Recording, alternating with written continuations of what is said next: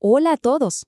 Hoy vamos a sumergirnos de lleno en un fragmento verdaderamente fascinante de la literatura antigua. En este análisis vamos a desentrañar el capítulo 11 de Oseas, un texto que es una joya absoluta. Y es que, más allá de cualquier creencia o perspectiva, este documento nos ofrece una de las miradas más complejas y profundas que existen sobre la vulnerabilidad y esa tensión emocional entre lo divino y lo humano. Prepárense, porque esto es un viaje increíble a través del lenguaje poético puro. ¡Comencemos! Para arrancar, fíjense en esta pregunta que salta directo del versículo 8. ¿Cómo podría abandonarte, oh Efraín? Es una frase que sinceramente te atrapa de inmediato.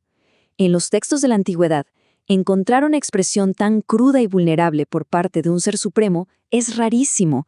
No estamos viendo a la típica deidad distante, fría o de piedra. Aquí hay una angustia genuina. Es un conflicto interno que le da un vuelco total a lo que la gente de esa época esperaba leer. Pasamos rápido a la sección 1, el amor de un padre. Bien, profundicemos en esto. Para establecer un tono súper íntimo, los primeros 4 versículos construyen una historia usando imágenes de la familia y del campo que todos podían entender. Habla de llamar a un hijo desde Egipto, pero luego se vuelve súper tierno y personal. Enseñar a Efraín a caminar, sosteniéndolo de los brazos, y luego menciona algo interesantísimo, alzar el yugo de la cerviz. Imaginen por un segundo el antiguo Medio Oriente. Prácticamente esto significaba quitarle esa pesada estructura de madera del cuello a un animal de tiro, dejarlo respirar, descansar y ponerle comida enfrente.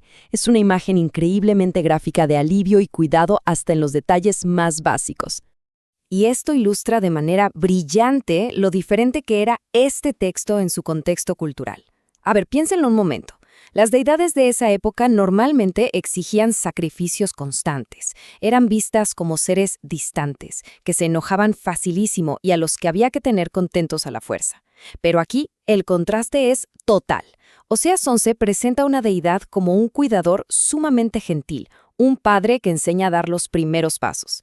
Enfocarse en la crianza y el afecto de esta manera era algo literalmente revolucionario para la literatura de aquel entonces. Y así llegamos a la sección 2, rebelión y sus consecuencias. Pero bueno, como en toda gran historia, este escenario ideal se fractura. El texto empieza a detallar un alejamiento progresivo, la gente comienza a irse tras los Baales, que eran estas deidades locales de la fertilidad. Y, de forma muy objetiva, el texto nos muestra que esta decisión tiene un efecto dominó que termina en una crisis geopolítica enorme, la amenaza inminente del imperio asirio.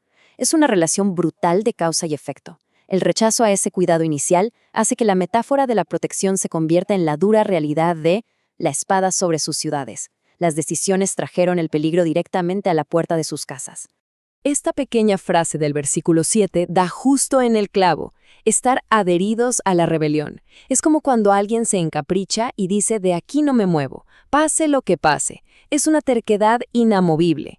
Aunque por encimita reconocían a una autoridad superior, el texto nos dice que, en el fondo, la lealtad ya no existía. Y claro, esta insistencia en rebelarse es lo que prepara el escenario para lo que lógicamente parecía una catástrofe inevitable. Lo que nos arrastra directamente a la sección 3, el dilema divino. Aquí llegamos al clímax emocional de nuestro análisis. Para entender qué tan grave era la amenaza que se venía, hagamos una pausa en una referencia histórica muy específica.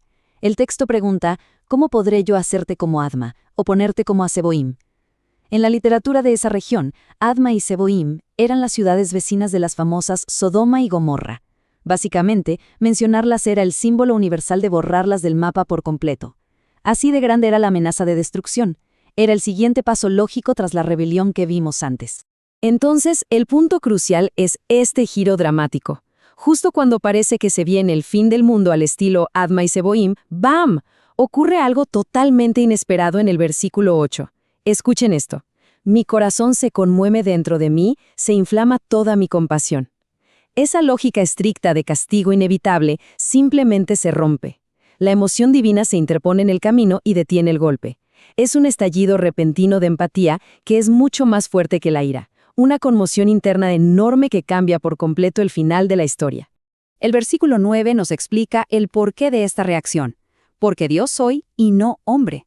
El texto traza una línea clarísima entre lo divino y esa tendencia tan nuestra de buscar venganza. Si lo pensamos un segundo, ante una traición monumental, el impulso humano natural es devolver el golpe y destruir. Pero aquí, la naturaleza de la deidad brilla precisamente por su increíble capacidad de contenerse. En este texto, el poder supremo no se demuestra lanzando fuego, sino a través de una compasión que sabe frenar a tiempo. Y esto nos abre la puerta a la sección 4, la promesa del retorno.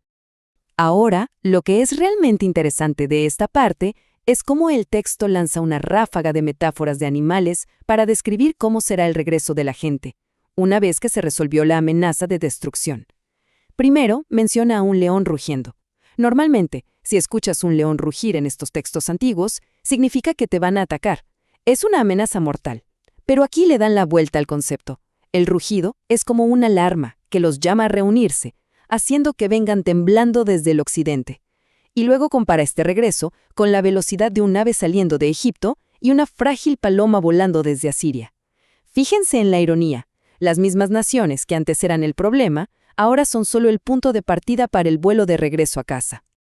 Para ir cerrando, vemos cómo esta promesa culmina con una frase preciosa: «Los haré habitar en sus casas».